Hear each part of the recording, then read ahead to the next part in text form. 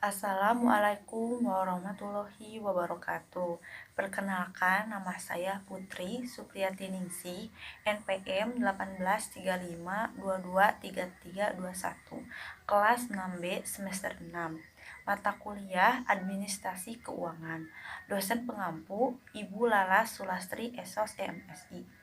Di sini saya akan mempresentasikan materi tentang utang negara. Baik, di sini saya akan menjelaskan apa itu utang negara. Utang negara yaitu utang yang dikeluarkan atau dijamin oleh pihak pemerintah dalam suatu negara. Artinya, utang negara adalah surat utang yang dikeluarkan oleh pemerintahan nasional. Sama seperti jenis utang pada umumnya, tingkat resiko yang ada dalam surat utang negara terlihat dari bunga atau kupon yang diterbitkan. Tingkat resikonya akan semakin tinggi jika tingkat kuponnya juga semakin tinggi. Selanjutnya, fungsi utang negara. Yang pertama, menutupi defisit anggaran. Yang kedua, menutupi kekurangan kas atau kebutuhan kas jangka pendek dalam pelaksanaan belanja yang tidak dapat ditunda.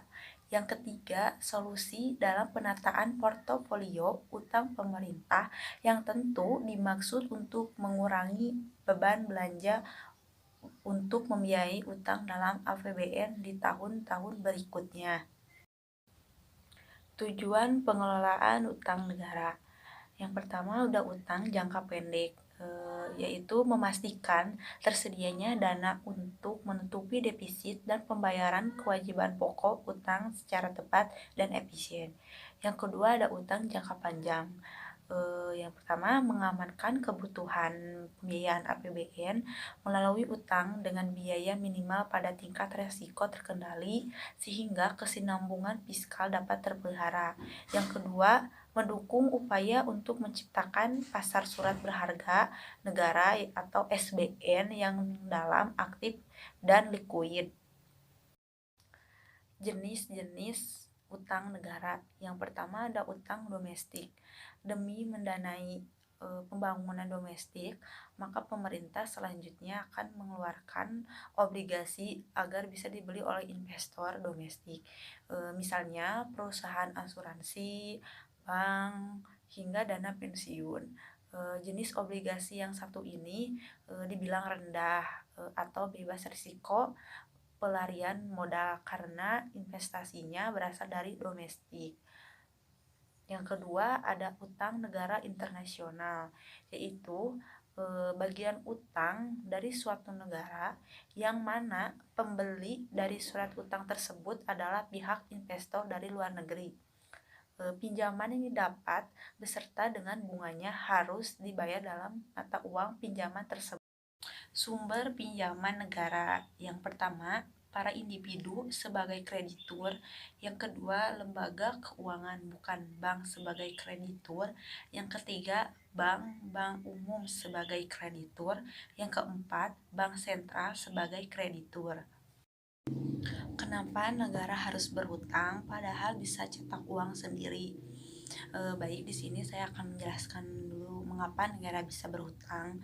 Itu berdasarkan laman Kementerian Keuangan Republik Indonesia, hutang diperlukan karena adanya kebutuhan belanja negara yang penting seperti penyediaan fasilitas kesehatan dan ketahanan pangan, pembiayaan pembangunan untuk penyediaan infrastruktur dan meningkatkan indeks pembangunan manusia atau IPM Indonesia.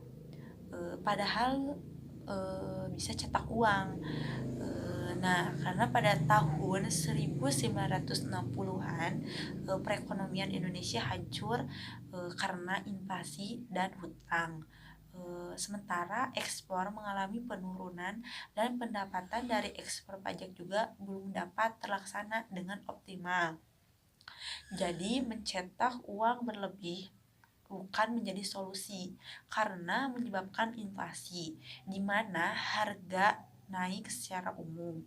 Meskipun semua orang terkena dampak inflasi, orang miskin akan terkena imbas lebih dari inflasi tinggi, lantaran alokasi anggaran untuk makanannya menjadi berkurang karena inflasinya naik, harganya naik, maka bila terjadi inflasi tinggi, angka kemiskinan akan menjadi terus bertambah dan akan meningkat.